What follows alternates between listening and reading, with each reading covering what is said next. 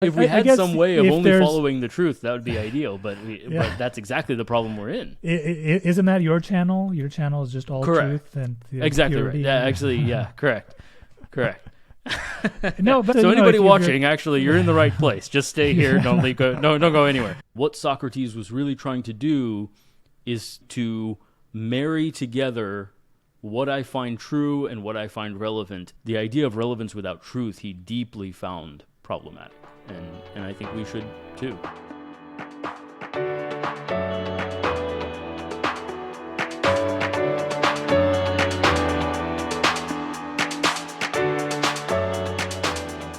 So we are back again, continuing our discussion of Vervaeke's Awakening from the Meaning Crisis, this time talking about Lecture 4, Socrates.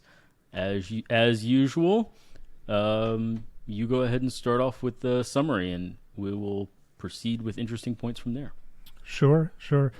So very much enjoyed this episode. I think this is, when I watched this episode, it was around the time I told you about Vervaeke, and I said, listen, you need to start listening to this guy, and it sort of became the genesis of these conversations. But let me go over what I took away from, there's a lot that's packed into this episode, so I'll tell you sort of what I took away from it.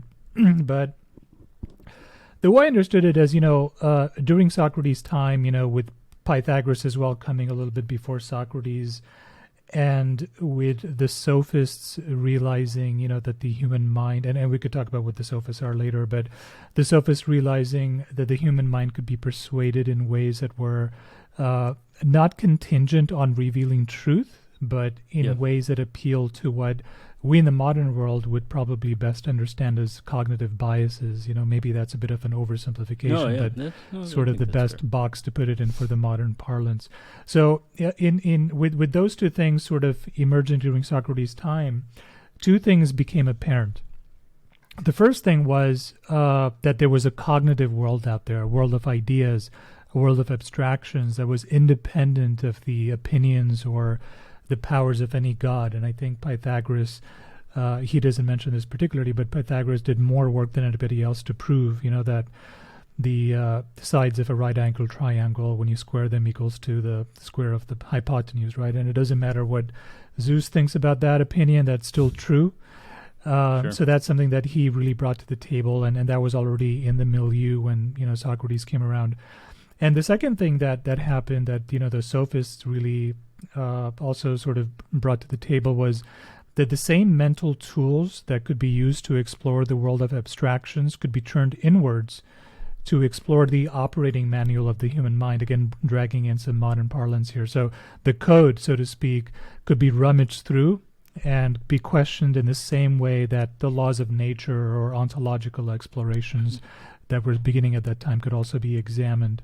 And so this was sort of the essence of the revolution that occurred during the time of Socrates. And, he didn't single-handedly bring about this revolution, but it's fair to say that he was probably at the epicenter at the time of this revolution. And the Sophists, they have a pretty sort of terrible reputation to some extent, as just being sort of guns for hire.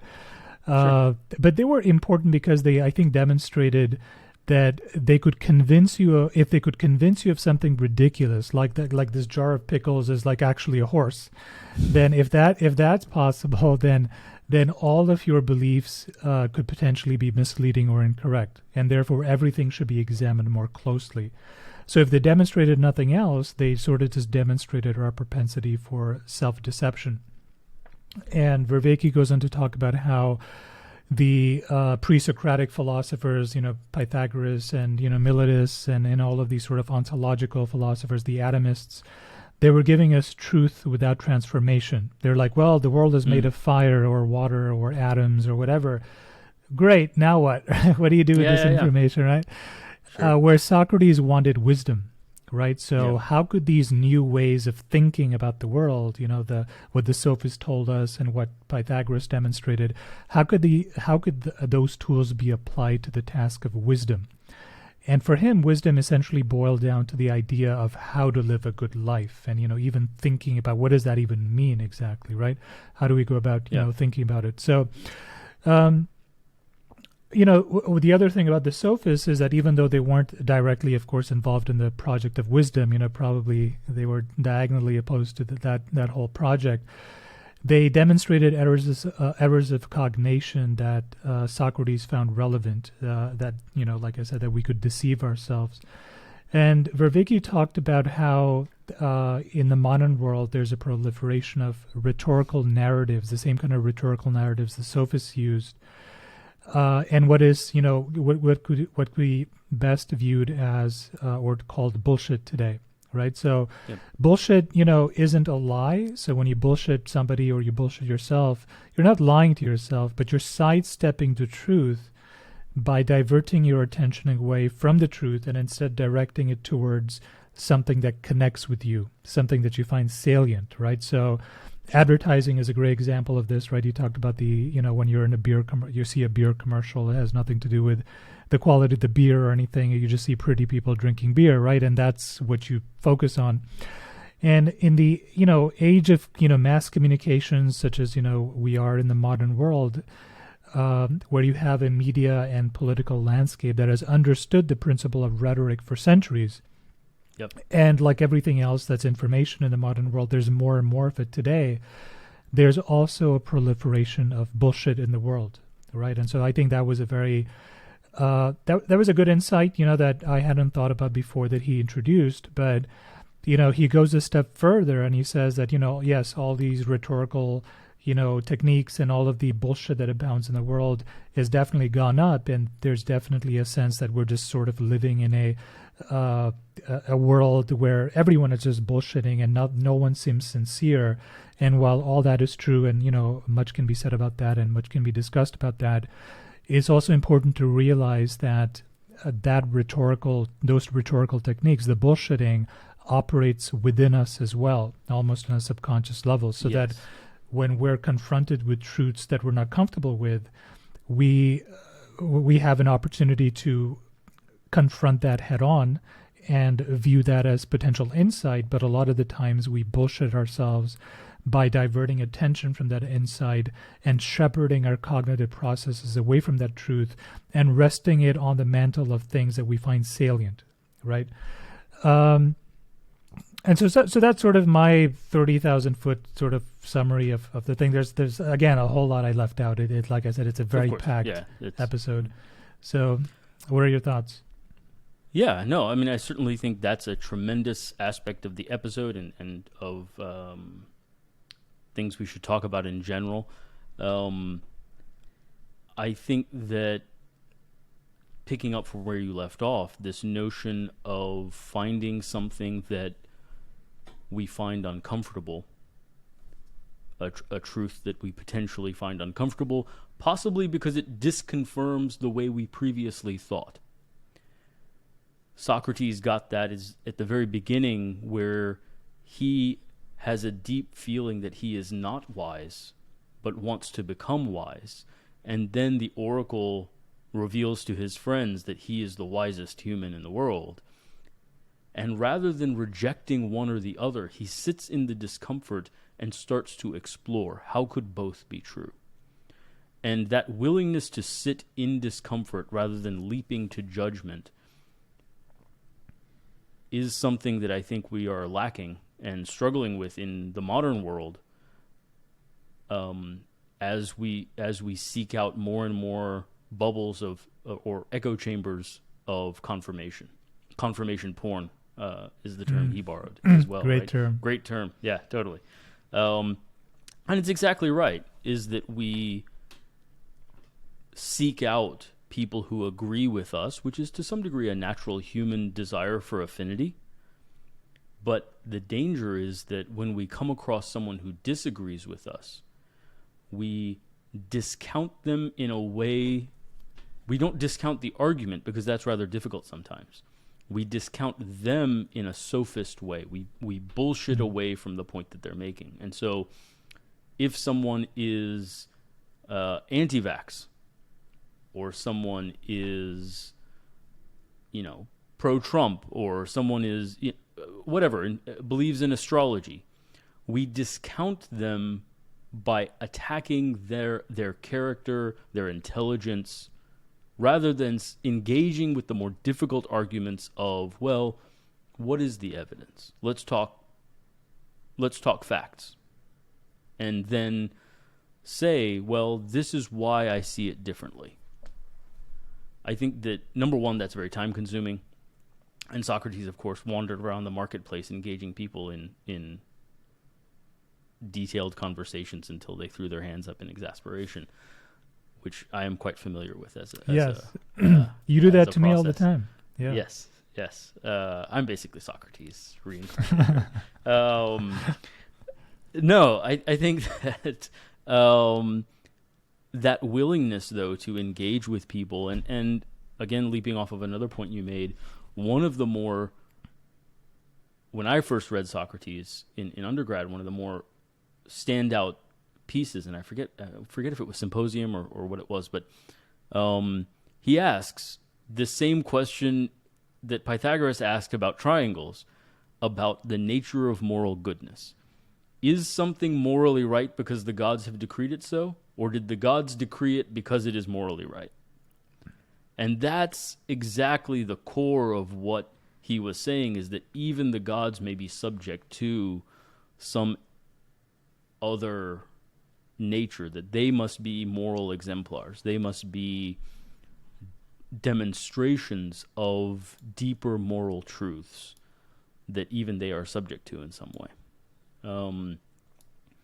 Regarding the Sophists, I think the other thing I would add is I do think that they truly believed in a very subjective version of the concept of truth, which Socrates found abhorrent, right, and found more affinity with the natural philosophers who provided truth, but then weren't able to make that truth humanly relevant. So cool, the sun is not a god, it's actually a flaming ball of rock in the sky. Okay. And, like, where does that leave me in terms of my desire to avoid self-deception, my desire to live a good life, my desire to find meaning? And Socrates, by contrast, I love the way he put that, right? The Sophists versus the natural philosophers. Natural philosophers gave truth without relevance, and the Sophists gave relevance without truth. Right. I really resonated with the notion of relevance without truth. I think that is very much at the core of some of our modern difficulties. I know I told you I recently put out a piece, I'm sorry you're upset, where part of what I'm arguing is we latch on to the emotional salience of what's happening with the person we're talking to or our partner or whatever, and we insist that, hey, you need to pay attention to my emotion. Don't worry about the truth. Just pay attention to my emotion, right?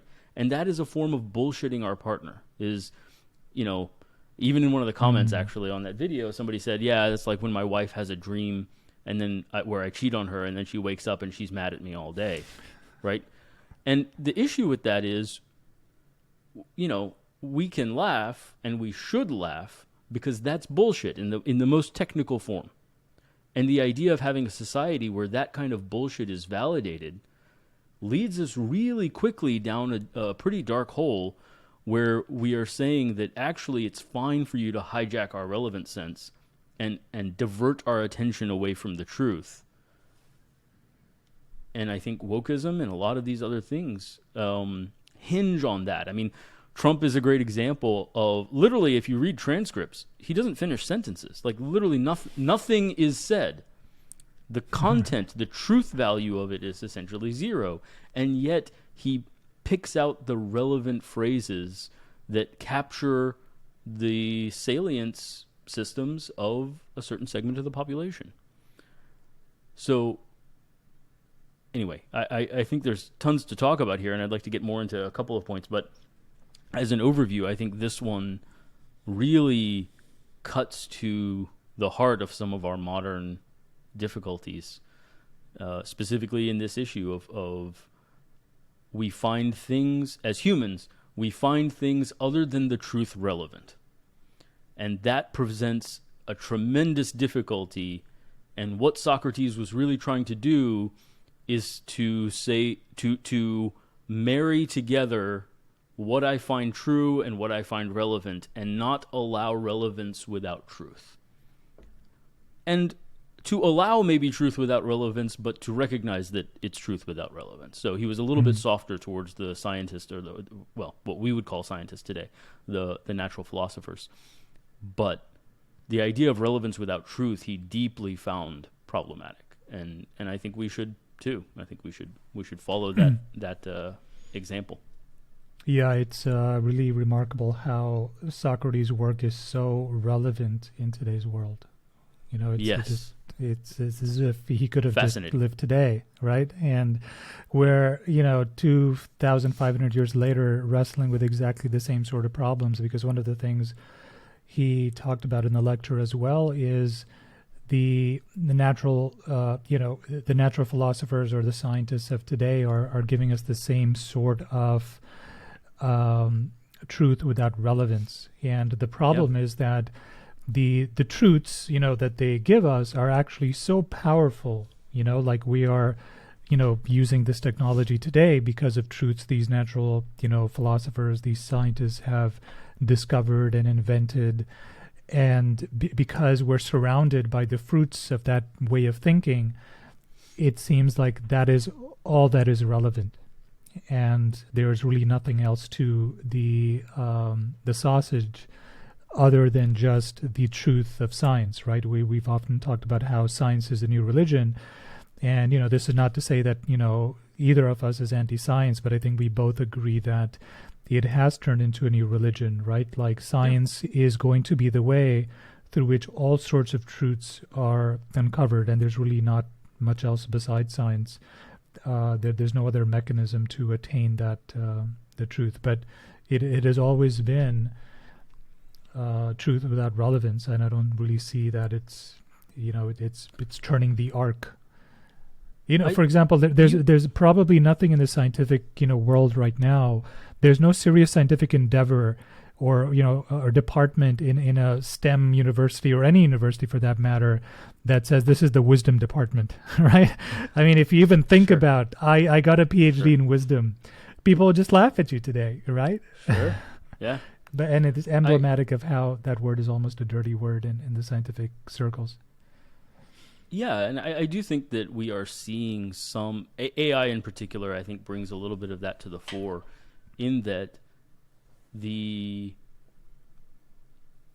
I did philosophy, as you know, in undergrad, and the joke to some degree is that all of science has just gradually been stolen from philosophy, right? Astronomy was originally philosophy, and then it got stolen away, and most recently psychology used to be philosophy.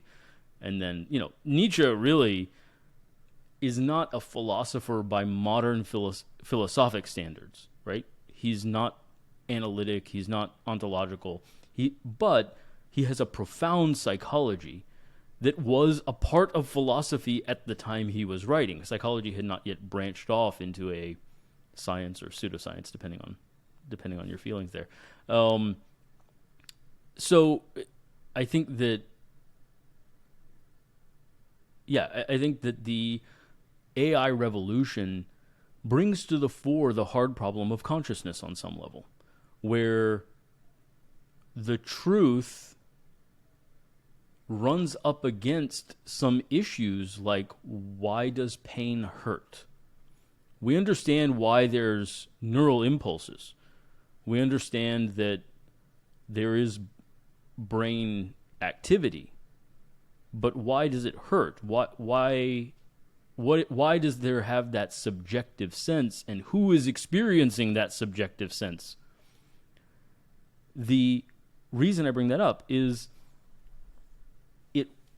it may be that in those what's called qualia, in those qualia are the truths that are not accessible to science. And therein lies the potential to wed the truths of science to human meaning, because those subjective senses of meaningfulness, for instance, require something more than facts. you can find a triangle to have a right angle or whatever properties, but so what? I think the one of the points he made that I thought was quite profound is these guys were the first to come up with a non-narrative explanation of truth. The Pythagorean theorem doesn't have a story about how Zeus created it and then. There's no story there. It is merely a fact that stands on its own. But human meaning, as he talked about in the previous lecture, requires story. It requires the movement from illusion into reality. It requires us to remove our self-deceptions, the ways we bullshit ourselves, and tell ourselves a story of progress, of moving towards something. And if we fill ourselves merely with static facts, then that's exactly why we end up with the pre-axial problem, is instead of movement, we retreat into stasis. So I think that's the challenge that the natural philosophers and the scientists now face in terms of finding meaning in our existence in a scientific world. Yeah. One of the things that I had a little bit of trouble trying to internalize and think about, how it was relevant for my own self, is the way that I tend to bullshit myself, right? So it's very easy to understand. Well, if We all do. you are you're an advertiser or a politician, you can just divert away. I mean, you just mentioned Trump is a perhaps textbook perfect example of how you can have relevance without truth in a politician, right? He's the embodiment of that impulse. It's a little bit more difficult to internalize how it's done within my own mind, right? So, with say advertising or politics, there's almost like a framework. I'm like, oh, I see what you're doing, right? Like, there's a beer commercial and they're just pretty people. I know exactly what you're doing there.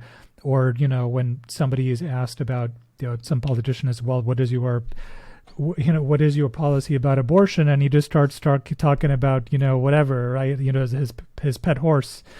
In response to that question, you're like, oh, I know what Right. you're doing there. But, because it's sometimes difficult to hear our own internal chatter. Our own internal chatter is, who we sort of are a lot of the times, unless we are able to have some distance from it, right? We just are our thoughts, right? And it's sometimes difficult to watch our thoughts, in a sort of depersonalized way. Because of that, it's sometimes a challenge for, when I was reviewing this lecture, I'm like, okay, how do I do this myself? How do I bullshit myself? So do you have either a framework in mind or a way of thinking about that? I can tell you my framework for whatever that's worth. I don't know how transmissible it is. I think there's a couple things. Number one, there are some really great psychological experiments that I'm very fond of that to some degree indicate that you can't not bullshit yourself. So one of the experiments, for instance, is they took like a wheel of fortune, with different numbers or whatever, and they spun it, and it was pre-programmed to land either on 15 or 64 in different groups, right? So they would bring a group of people in, they would spin the wheel, it would land on either 15 or 64. They would tell people, this has nothing to do with anything. We just spun the wheel, it landed on 15, but it genuinely has nothing to do with anything. But now, I want you to answer the question, what percentage of African nations are member states of the UN? Right? When the thing landed on 15, people answered, the average answer grouped around 2024. When it landed on 65, it averaged around 50%, right? And the issue is that once you anchor, you can't unanchor. You can't unknow something. Even if you're told it's irrelevant, it's very difficult. How much more so when that pseudo-relevance speaks to our biological drives of fear or sexual need or hunger or security, all of those things that politicians, advertisers hijack, because you can't not find that relevant. You can't choose to not want what you want. And some of our drives are biological and hardwired into us. So the first thing for me for bullshit is to recognize there's no way to not be bullshitted, there's no immunity. No one is above this, right? I bullshit myself all the time. I catch myself bullshitting myself all the time. So once you accept, well, how do you catch yourself? Yeah. So for me, I think that I try to have a couple of flags. Number one is when I catch myself saying things emotionally that are not literally true. So if I say, oh man, today was just the worst day ever. Really? Was it? Was it the worst day ever? Right? It was the worst day I've ever had. Really? Was it really the worst day you've ever had? No, it was a bad day. Okay. But if you say bad day, like, now, in what way was it a bad day? And you can quantify that. Like, man, I had too much workload, or I screwed things up, or whatever happened. But all of a sudden, you've sucked the bullshit out of the situation by enforcing linguistic preciseness. And I think that's something in my own head I try to aim for, is when we try to express our emotions, quote unquote, we tend to devolve into hyperbole that is bullshit. We hyperbolize in order to, and this is exactly what happens, in order to pull other people in to validate our emotion, right? If I say, hey, yeah, I had a pretty rough day, like I kind of screwed some things up and whatever else, in my fear of not connecting with you, you may not be particularly whatever. But if I say, oh, dude, I had the worst day ever, it was just the worst, now I'm capturing your relevant sense and pulling you into a pseudo-connective activity, right? And so there's a dishonesty there in this bullshitting kind of sense by hijacking your relevant system by making untrue statements. So I try to watch, and my statement is just this, is that the truth is usually quite nuanced. If I find myself making big statements, it's generally not going to be true. So I try to watch the size of my statements. That's one of my main ways of looking at things, right? Like, the thought comes into my head like, oh, I'm just going to die alone. Okay, that's a very big statement, right? And it's more of a hijack. Fear is hijacking my relevant sense rather than being analytic about, even if I say, hey, I think analytically my probabilities of finding a partner are starting to get smaller and smaller. That's concerning, that's sad, that hits me.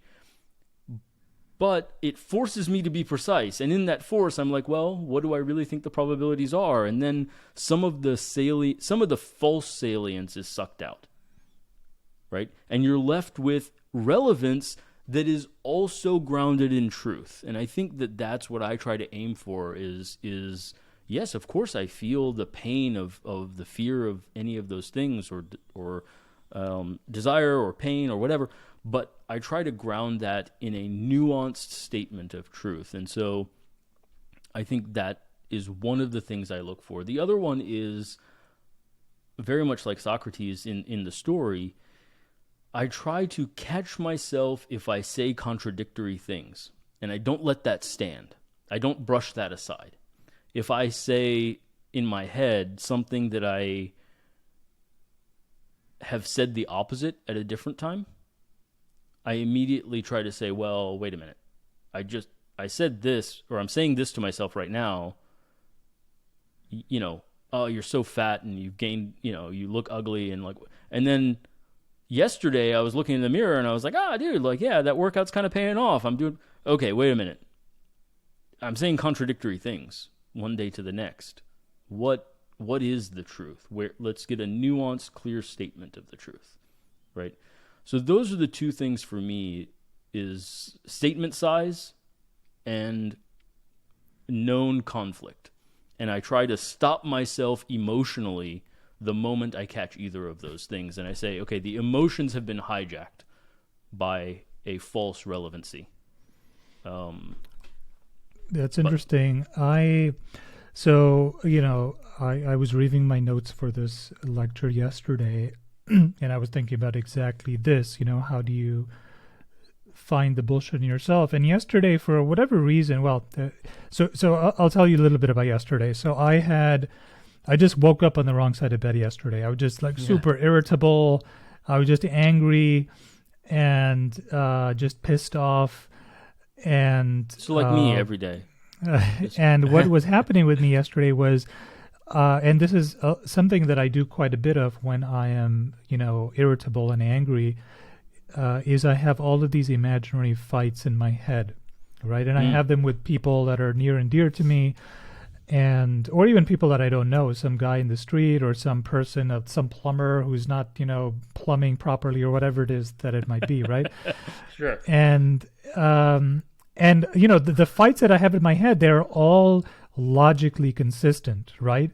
It's not like the fight I'm having with my plumber is like, oh, you didn't install a gold-plated toilet for me, so you're an asshole, and that's why you deserve my outrage, right? It's some highly plausible reason to be angry with that person. And I caught myself having such an imaginary fight with somebody yesterday in my head. And, all of the points, that I was angry about were completely valid and relevant. And they were, even on if I'm Zen and I'm totally calm, all of those points would still be relevant. But I hadn't thought of that person or that particular conflict in weeks or months, but I was yesterday. Yesterday, suddenly, like, it was very important for my brain to meditate on how, what an asshole this person is, and, how I've been slighted and all of these other things, right? But then I also found myself, like, getting angry at the guy who cut me off in traffic, or that, person at the checkout stand is just getting in my way, and, like, don't they see me right behind them? They cut me off, and I found myself, like, having, one fight after the other in my head, and there was no common theme. The only common theme was I was angry, right? And I think, later on in the day, I sort of like said, okay, listen, maybe I'm just bullshitting myself here, because, so this is another way of bullshitting that is a little bit different from what you just described, where I think you maybe label things and then you notice the label is wrong. Whereas if I'm angry or upset about something, will find a legitimate target for that anger in my own mind on somebody else, and it will be directed there. And the way that I bullshit myself is that the reason I'm really angry is something entirely different, maybe something that's my fault and something that I should, sort of confront. But isn't it convenient to have these other mental targets for me to sort of focus my anger on, and let, my anger sort of just churn away at them, because that means I don't have to think about whatever failings I have. It is very convenient. I mean, that's why God created assholes. This is we can have people to vent our rage at. But isn't that a different model of bullshitting myself than the one you just described, right? Yeah. So maybe we can propose the idea of emotion, and actually this is exactly what I talked about in that other video, right? Is emotion that is out of proportion. So this is an interesting topic, and it's a very unpopular one, is the notion that there is a correct degree of emotion to be associated with an event. So if I'm upset about something that happened, I got a text from an ex-girlfriend from 20 years ago, upset about something about our breakup, right? Like, I'm incapable of generating any emotion about 20 years ago. Like, 20 years ago is so far away. Like, I've died and been reborn like 5 times since then. And so that notion that that having emotions about events too far in the past is out of proportion, or having some sense of, well, how big was the actual, okay, this person cut me off, that is irritating. There's legitimacy there, right? But how much irritation is legitimate? What is an appropriate response? And I think that we struggle because it's difficult to answer that question, but I think we can spot to some degree when we've gone too far off the rails, right? If I'm fantasizing about bashing his head in with, his own baby or something, and then, then like I've gone off the rails, right? Just a little bit, just a little. Yeah. And so that disproportionate response should be a flag that something else is driving the emotion. That is actually a very good heuristic to use, right? If you're in a situation and you feel like, okay, maybe I'm a little bit more emotionally charged about the situation than I should be, perhaps that is the flag. I mean, you mentioned the word flag as a good sort of trigger to get you to think about whether or not you're actually bullshitting yourself. So that's a pretty good one. The other, actually, there is a secondary or a sub-heuristic within that to figure out if you think you're overreacting, is if someone, ideally, if someone you even dislike told you that was their reaction, would you consider it an overreaction? Right? Say that again. I'm not sure I'm following. If so someone you... I'm trying to... So he said it's hard to figure out if you're overreacting or not, right? But if someone, a stranger, for instance, told you that, yeah, this guy cut me off in line, and then I reacted by beating him to death, right? Gotcha. You would consider that an overreaction, right? In your heart of hearts. And by third-personing it, you can get a better sense of your own read truly on whether that's appropriate. That's definitely one way to do it. Although, if you're emotionally charged, you're like, yep, well, he had it coming. He cut you off. Yeah. He cut you off, and you beat him to death with his baby. Well, he definitely had it coming. But one of the ways now this conversation's gone off the rails. One of the ways in which I sort of do it as well sometimes.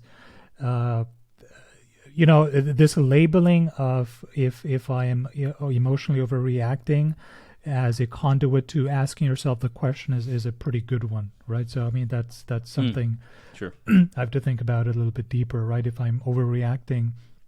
But then in order to answer the question of am I overreacting, one of the things I caught myself doing recently is I asked myself the question, if I was in a really good mood, would it still bother me? Right now, I know you don't know what it's like to be in a good mood, but there's some humans. With that idea. Some humans usually have good moods and bad moods. We just are not flat like robotic. Our audience, someone in our audience may get some value out of that notion. I don't know what a good mood is, but that's But the question I asked myself is, if I was in a good mood, if I just was having a great day, I woke up on the right side of bed, would this thing have? And because I'm a pretty easygoing guy generally. And sure. Not a lot of things bother me or get me very angry. So most of the time, my default state is to just sort of let things go, and I don't really attach myself to things. But when I catch myself with these mental sort of like things where I just perseverate over the same argument over and over again, and I just get myself riled up, a useful heuristic to use is like, if I was in a good mood, would this exact issue bother me as much as it's bothering me now? Not that it shouldn't bother me at all. But would it have elicited the same response, or would I have had the capacity to deal with it in a more emotionally mature or detached way? That's one of the heuristics that I've been employing sometimes. But your point is taken that it's with that experiment with the roulette wheel, the wheel of fortune wheel or whatever. It's very hard to know, because there's perhaps evolutionary advantage to just having a quick, finding the salient thing, because we're not wired to be logical, truth-seeking machines, right? We're wired to Well, not only we have relevance. that side to us, but we have other sides, right? Yes, we do, and I appreciated that in his lecture. He said we do find the truth relevant. That is one of the things we find relevant, but there are other things we find relevant, and the challenge is to not let those other things pull us away, to hold the relevance of the truth in higher regard than the others. And part of the way I discuss it, even with patients, is the idea that your emotions need to be lined up on the truth. So if your emotions are happening about something that isn't true, that's wasted. And so you need to bring back the idea, well, what's true first? And then how do I feel about the events based on the truth? One of the truths in particular I find that triggers inappropriate degrees of emotion is a perceived loss of agency. Is when you forget that you have efficacy in the world, or when you don't in particular. So, for instance, I think residency, when I got a really bad attending, really triggered a lot of rage in me because I was trapped. You're $100,000 in debt, and you have to graduate this program to be able to practice. You can't tell the guy what you really think of him, right? And so there is this notion that if somebody crosses your boundaries, you're very trapped. It feels that way. And that creates a greater accelerator on all of the emotions. So realizing that, no, I am choosing to keep my peace because that's my greater goal. I'm not helplessly unable. I could go up and tell him what I think of him. I'm choosing not to. And regaining that sense of control of why I am making the decisions I'm making. And they are decisions. They are choices. Maybe I don't like my option set. That's a different thing. That's wishful thinking. But among the options I have, I am making choices. And I'm making the best choices I can for reasons that are important to me. That starts to, again, suck out the overdrive from emotions for me. That's a good way of framing it. In those sort of situations where in ways you do lose agency, right? You have to do what the attending tells you to do. You're trapped with him. If he decides to yell at you every day because of whatever reason, you are somewhat trapped in that situation. And one way to, like you say, assert agency back is to tell yourself that you're making a decision that you're just going to have to grin and bear it with this guy because, he's not going to change, and you can't just get another attending, in the middle of a rotation. But then you have to then connect the reason you're bearing him or her, for that matter, during the rotation. You have to connect that to a deeper reason, right? You are doing this because it's important to you to become a doctor, and it's important for you to become a doctor because you want to be a healer, you want to provide care, or whatever the reason is for you be to be a doctor. attractive to ladies really is the original. So you got to pull the deeper meaning behind the actions that find you in this almost impossible situation, and then use that to pull you through. I also think one of the things that's important, we joked about this whole idea of, beating a guy to death with his baby, which is a crazy example, right? It's so over the top. I think it's important to frame that is actually a possibility. I could do that, right? I am choosing not to. Because if you fail to consider your options, I could drop out of residency and go do something else, right? And just figure out my debt some other way, get a job as a programmer, do something else. I could. Now I perceive it as a choice to stay. So when you refuse to consider other options because they are scary or damaging or against your notion of being a compassionate person or whatever, then you feel very constrained because you don't actually see all the options that are there. And so just seeing even crazy options reframes what you're doing as a choice. So I think considering the space of possibility actually is a really important aspect for not bullshitting yourself on your own agency. Yeah, it never actually occurred to me that, when you feel like you have a lack of agency, it can be the most triggering situation to be in. And I think, for me, as for the audience, we're both physicians and we're both sort of doing slightly different things in medicine. You have your concierge practice, River Rock, whereas I quit medicine about a year or 2 years ago, and was determined not to come back, and I was very unhappy. And I think the biggest reason that I was unhappy was because my practice was mostly in the hospital setting, where the sense of agency is really the most removed, because in a large hospital system, you are but one small part of a healthcare machine, and there's all of these sort of hoops that some MBA in his office is deciding that you have to jump through, and he's jumping through hoops as well because some bureaucrat in the government decided this is what the Medicare laws are going to be, and when you think in those sort of abstract terms, you're like, well, I'm just being pulled around by a whole bunch of bureaucratic idiots, and my job is basically just to fulfill these bureaucratic needs, and I don't have a choice in the matter. If I want to work here, this is what I need to do. And at least for me, I couldn't find a greater meaning in medicine in the face of that sort of situation. I'm like, it earns money, and I there's many things about medicine I do love, but this is leeching so much. This is causing me outrage on such a regular level. I get so outraged by some stupid policy that I have to follow, some stupid policy that means I just have to work harder, because the system's not going to improve. So, hey, doctor or nurse for that matter, you just have to work harder. Nurses have it so bad. I mean, to put up with the inefficiency of the system. And the only way that, and I'm realizing, as you said, the whole thing about agency is one of the reasons it was so incredibly triggering to me is I felt somewhat trapped. And, I found a way to get out of that trap. I just got lucky.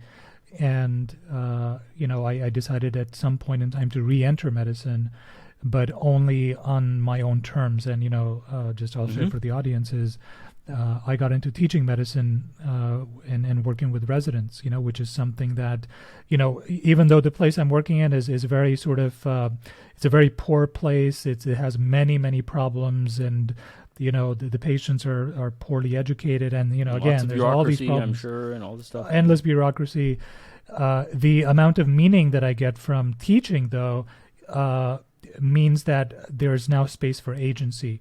Now I'm like, okay, I am happy to put up with the BS, the bullshit of medicine, right? Yeah, totally. Because there's a greater meaning that I'm exercising the agency for, right? Whereas that was missing when there was no teaching involved, because there were, all the meaning had sort of been leached out. So, the point you had about, making sure you remind yourself you have agency is fine, but I think for me at least, the bigger connection there is find a situation where exercising the agency is done for a larger goal. Like, so you're wading through shit. What are you wading through the shit for, right? You need to have the why. And then you exercise the agency. You're like, all right, I am choosing to wade through the shit because there's this bigger thing that I actually care a lot about, that it's getting me closer towards, or it's exercising some core values of mine that are important to me. And to me, that goes back even to our conversation on the last episode of not engaging in wishful thinking. I think that too many people that I know who struggle with a loss of meaning do so out of some fantasy of not being in a situation of wading through shit. The world is basically a river of shit. And so, we're all wading through it. The question is why, and what are you doing to improve it, and what is worth it to you? And if you have the worth it, then it doesn't bother you quite as much. Meaning, you recognize that this is annoying, but I'm going somewhere. I'm headed in a direction, right? I think that the challenge is, again, dealing with options that are genuinely in front of you instead of fantasizing about utopia where everything is perfect and this problem that you're struggling with doesn't exist. I think that, again, is a loss of agency. It's just, you're just engaging in wishful thinking and actually ends up enhancing the overdrive of your emotions and the degree to which you're bullshitting yourself. Because you are bullshitting yourself. You're not dealing with reality. You're dealing with you're perseverating sort of on the difficulty of the emotion, the difficulty of the situation you're in, rather than focusing on the fact that you have choices to make and decisions to make. In particular, and I think I'm thinking of one patient in particular, the challenge when the correct decision is to wait and see. And I think we see this all the time with medicine. In medicine, often we have to wait for a disease to declare itself. We have to run a test and then wait for the result. We have to try giving antibiotics for 3 days and see if the patient improves. There are all these notions where if it's been 24 hours and you started an antibiotic yesterday, don't start changing things again. You have to hold the course. And that is also a decision. I think that so much of our emotional overdrive leads us to a frantic need to do things when the best option in front of us may be to wait, rest, recover. If you're burned out from medicine, then you have to take a beat, recalibrate, find a new source of meaning, And I think that our challenge, and we talked about this in longevity science, is we want the answers now. So we don't want to wait for actual science. We'll do bullshit science and bullshit ourselves about biological age or whatever other nonsense markers we come up with because it's relevant. My life and death is relevant to me, but I'm allowing that relevance to hijack truth and the proper way of doing science. Yeah, no, I think it's well said. I think we sort of talked a lot about where the lecture ultimately led to, which is finding the bullshit in ourselves. The entire lecture was like very beautifully sort of constructed to that conclusion, right? It started with, Socrates, and Socrates was the wisest guy, and then he introduced the concept of rhetoric, and ontology as well. And you're thinking, where's this guy going with all of this, right? And then he sort of just goes to the way in which we bullshit ourselves. And so I don't know if you wanted to go back and discuss any of the earlier points, because we sort of dealt with the synthesis of the lecture. Sure. We can work our way backwards a little bit. Sure. And it is relevant, actually, to some degree to the idea of bullshitting ourselves and bullshitting others. I think socially I have come across this most prominently in people who are actually quite intelligent. And the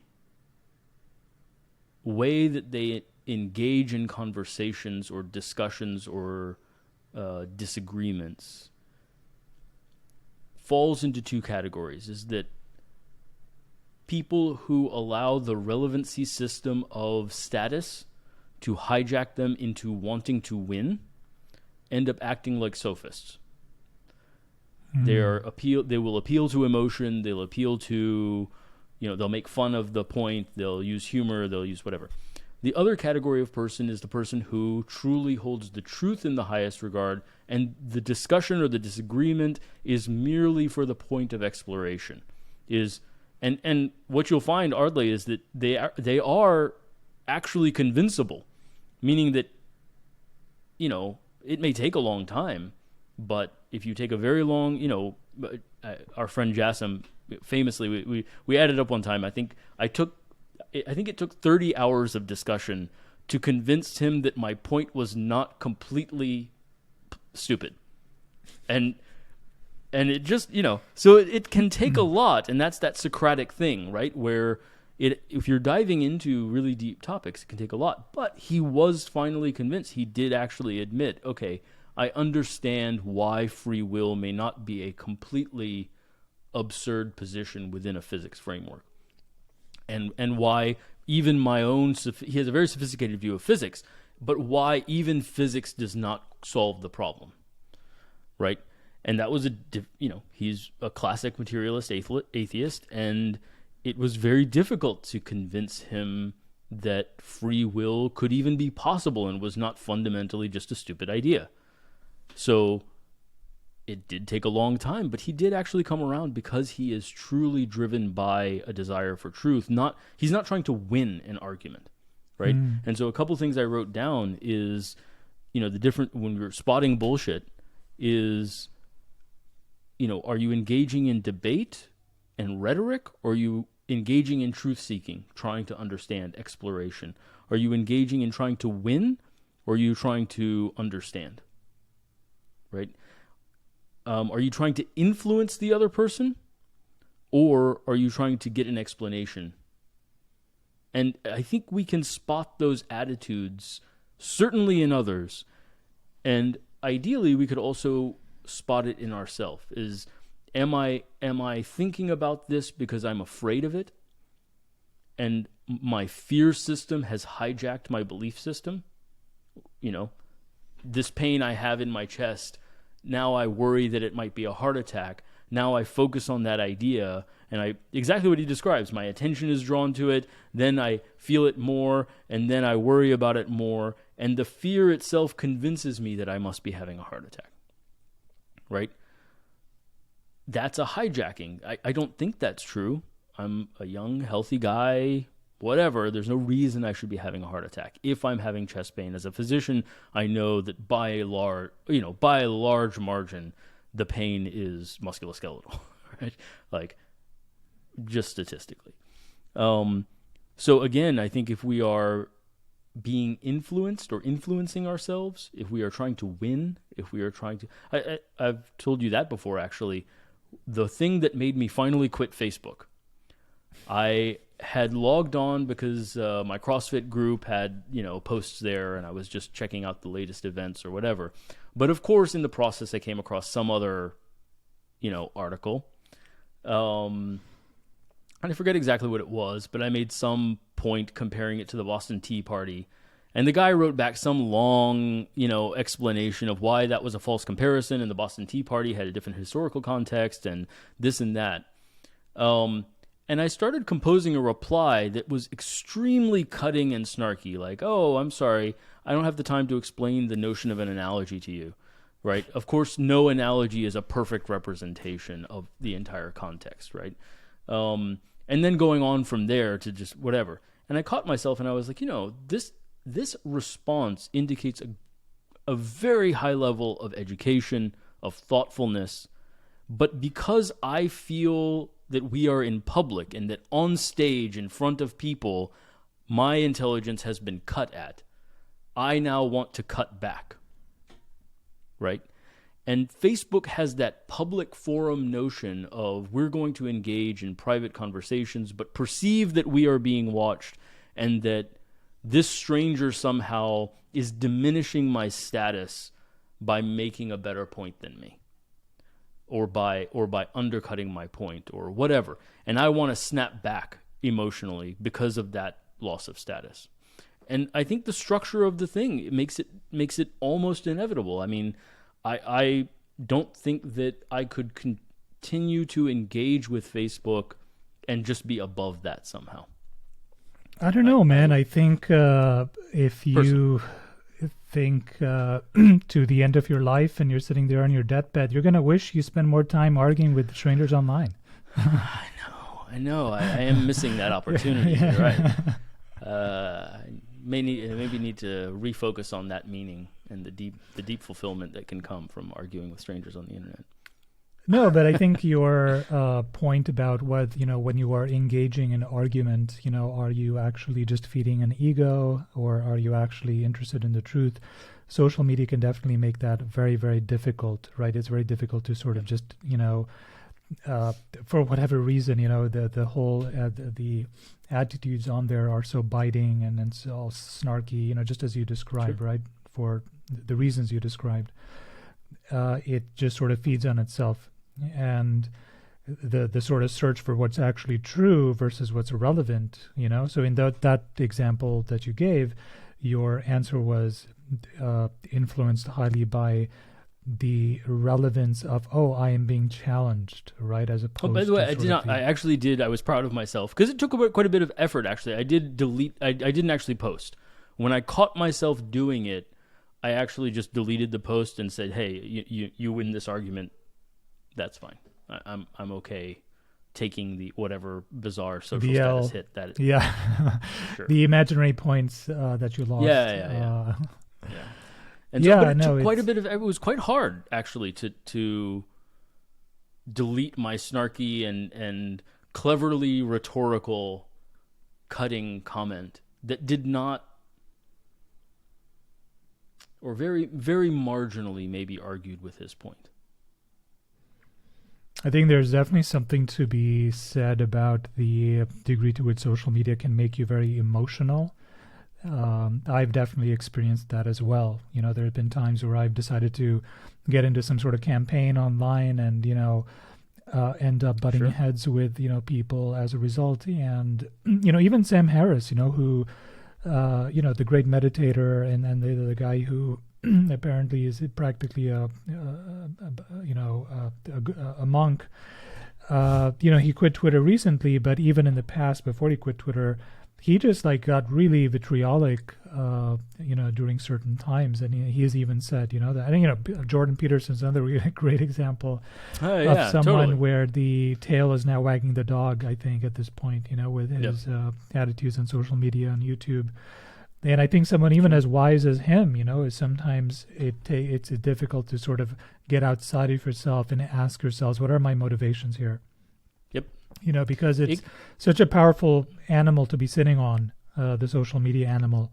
Once you hop on, it's really hard to get off, and it's really hard to know, who is in the driver's seat, with the algorithm, sort of jerking your chains. I think it's very, very difficult. I think that Twitter, the few times I've engaged there, I really do believe that the short form is inherently more vitriolic because all of the politenesses of, it seems to me, I feel like, hey, thanks for your point of view. All the things that soften disagreements to make them not rude, not aggressive, not have to be stripped in order to fit in the character limit. And I think that's one of the reasons that platform in particular is remarkably toxic, even compared to other social media platforms.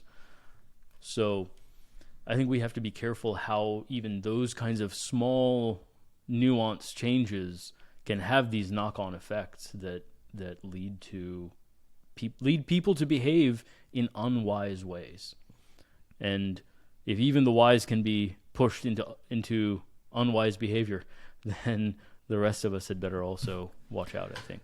Another thought that occurred to me while I was watching the lecture is he talked in the very beginning about how there's a sort of propensity, proliferation of bullshit in the modern world, and how a lot of what we describe as the meaning crisis is tied into our perception of the proliferation of bullshit in society. So when we watch, a politician give a speech, about how, he's going to go ahead and change everything and how the past is prologue and, today is a new day, blah, blah.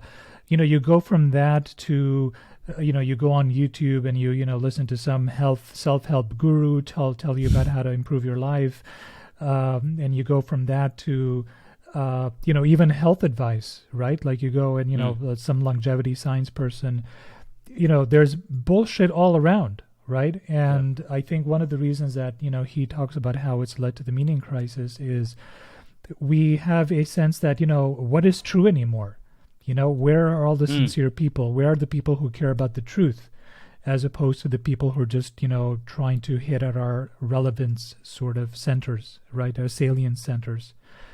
And there's a lot of truth to that. I mean, the rise of cynicism is because on some instinctual level, people, even though they might be ingesting bullshit on a daily basis, there's something that, to them, they know it just doesn't sit right? To some extent, they know that they're being bullshit too.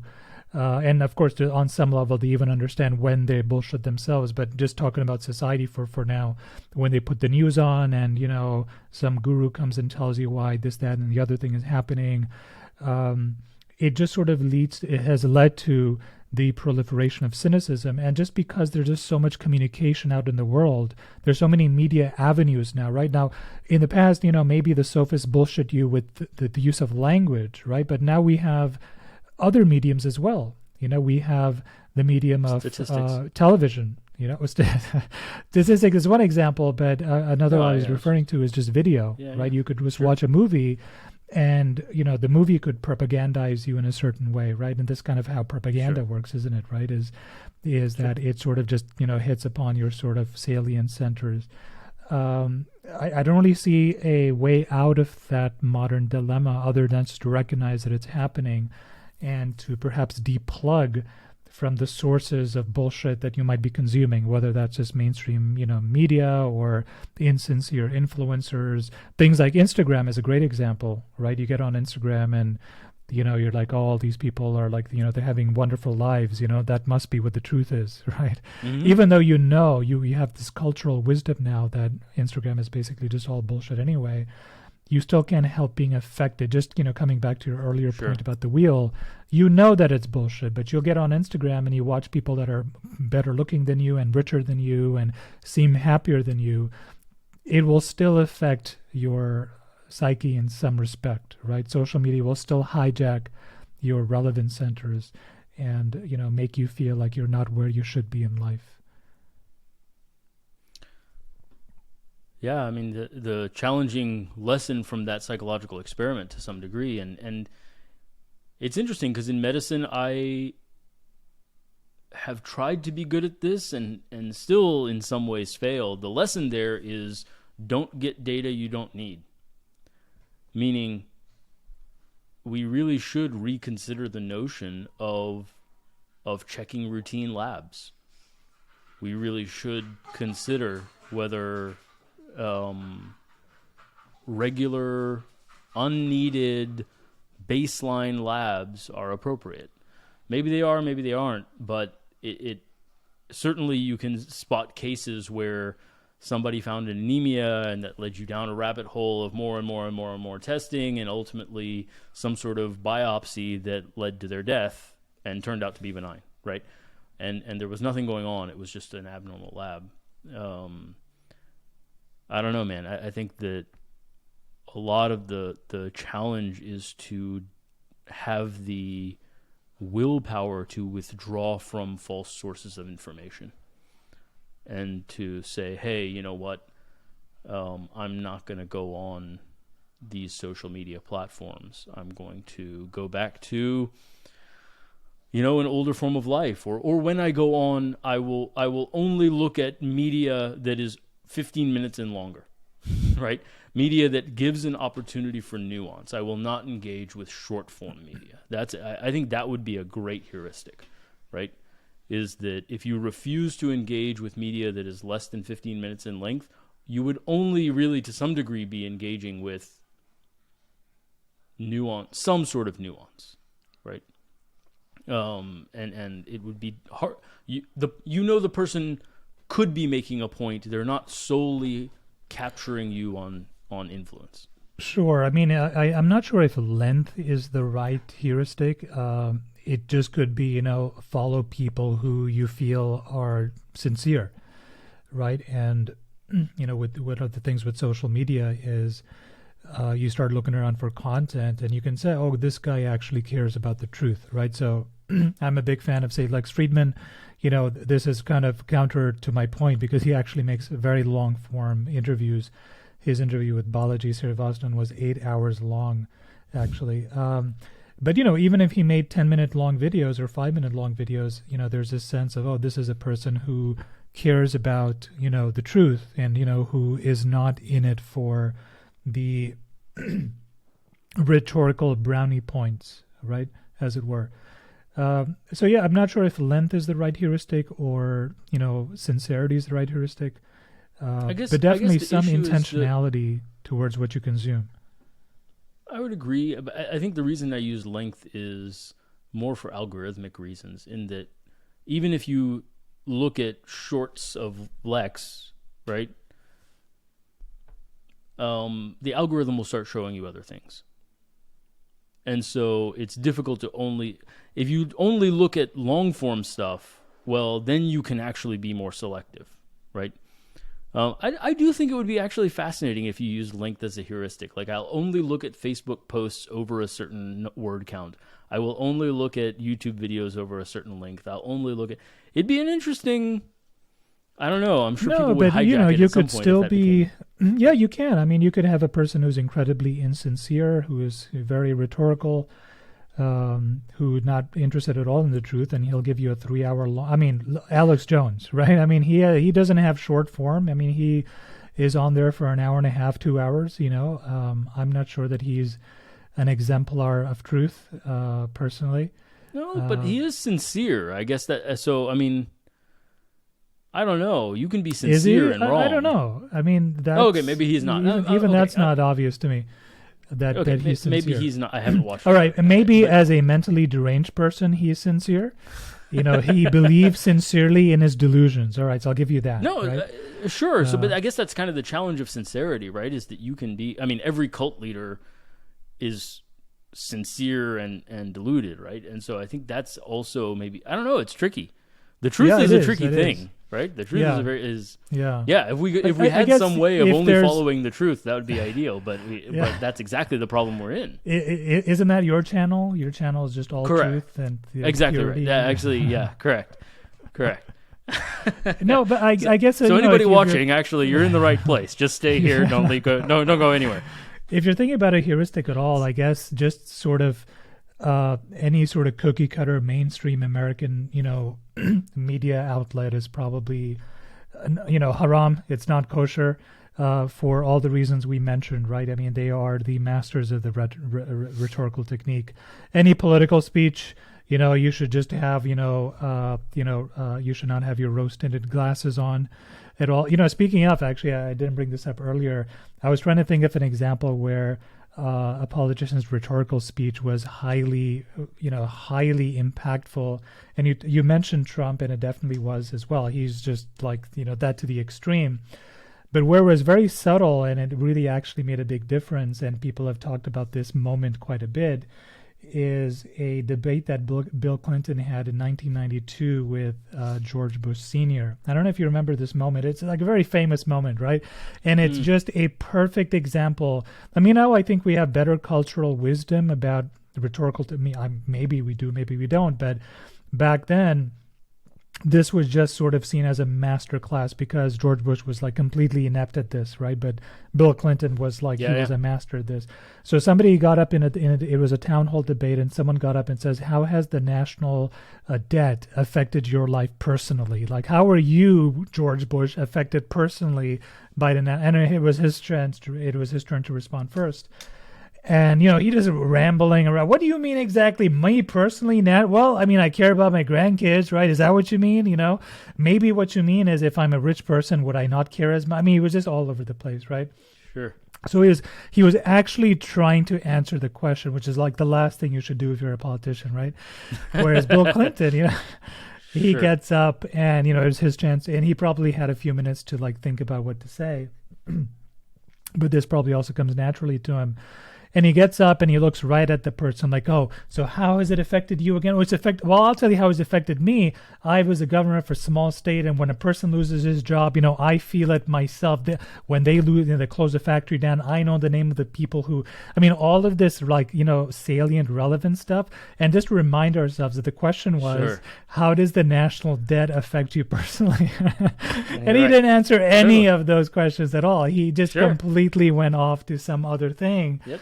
And that moment was, I mean, you could actually like look it up on YouTube. It was considered a moment where even the YouTube comments are funny, because George Bush at the end, when he, Bill Clinton, mopped the floor with the audience with this question, he had this bemused look on his face, like, oh, fuck, what the hell just happened here, And it's like, shit, I think I lost this point. It's just a phenomenal look that he had on his face.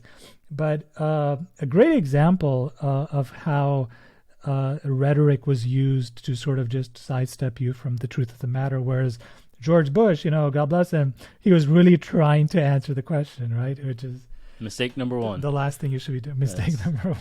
Yeah. No, it's interesting in that, this is one of the challenges of democracy. And he talks, taking it back to the lecture, he talks about the fact that Athenian democracy was a direct democracy.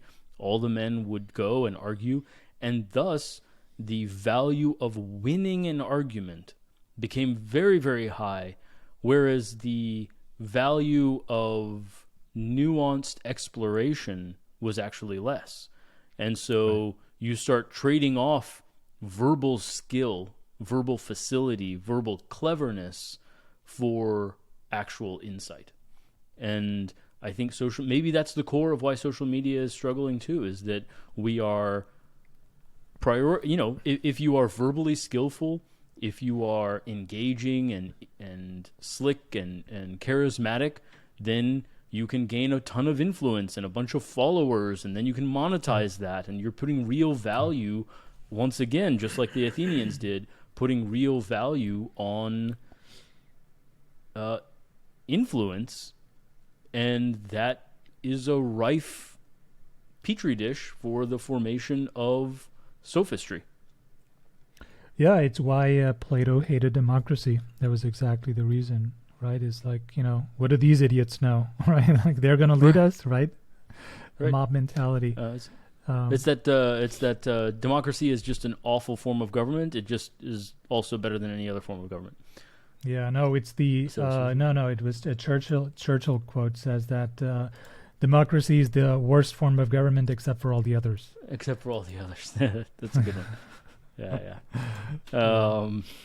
No, it's challenging, right? Because that's the notion of government, is trying to figure out how to regulate ourselves, how to deal with people who do not engage in moral rightness, and people who, I think that's that's the challenge of any utopian vision, whether it's a woke utopian vision or whether it's a conservative utopian vision.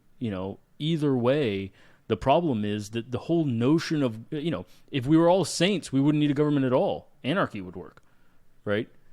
But because we are not, the whole notion of government is you have to deal with people who, are not willing to engage in the way that you want them to. And so we all, that maybe is the value of democracy, is that at least we all have a statement as to how we wish people would engage and how we want to deal with people who won't engage the way we want to, right? Yeah. But it's a fundamentally problematic notion to engage in controlling people who don't want to engage the way you want to, right? Historically, when the world was small, when the world was big, and you basically could just break a tribe in half and be like, hey, all of those who think we should do things this way, we're going to the next valley over, right? And we don't have to deal with these guys anymore. And so there wasn't the notion of sort of government in the same sense, because the scale was small. It was 150 people at most. Yeah. All right, man, are there any other sort of points we want to extract from the lecture, or... I think the idea of bullshit was... It's totally key. I do think that I wanted to come all the way back to the end a little bit to harp on one thing we touched on, which is that belief is involuntary.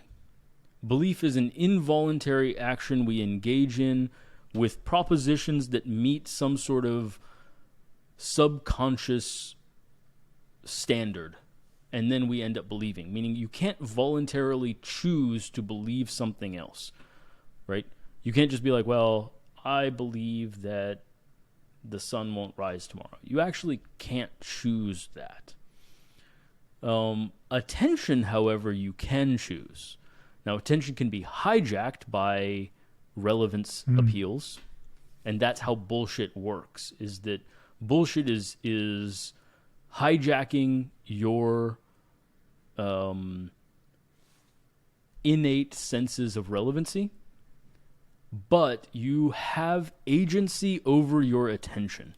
And that, I think, is how the whole thing ties together, is at the end of the day, you have to assert that my life, the experience of my life is what I choose to attend to. And if someone is trying to hijack my attention with something that is relevant but false, or seems relevant but is false, then I have almost a moral obligation to redirect my attention elsewhere. And that's kind of what we're talking about with social media, withdrawing our attention or regulating it at least in some way, and making some heuristics about how am I going to engage, right? And I think withdrawing from social media is a little bit unrealistic to some degree entirely, but having heuristics, whether that's sincerity or whether that's length or whatever that is to try to spot when is my attention being hijacked? And if I spot that my attention is being hijacked, to then distance myself from that and refocus on truth and only the relevancies that conform to my sense of the truth. Or maybe my sense of truthful engagement. That actually is an interesting one, actually, what I just said, right? Because I also get, on one hand, that's correct, but then I also actually just created a recipe for pure confirmation bias.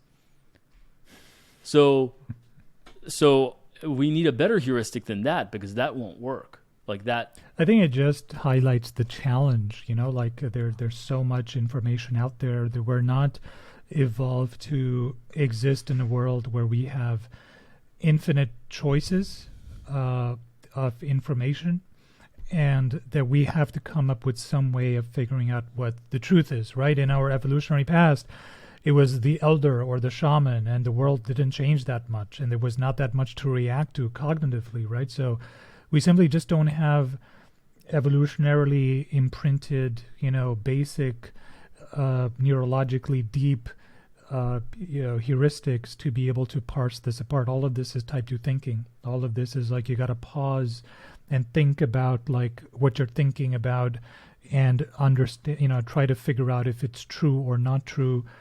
If and not to say that it's a hopeless task, but at least to highlight that it is an incredibly challenging one and not one that comes easy.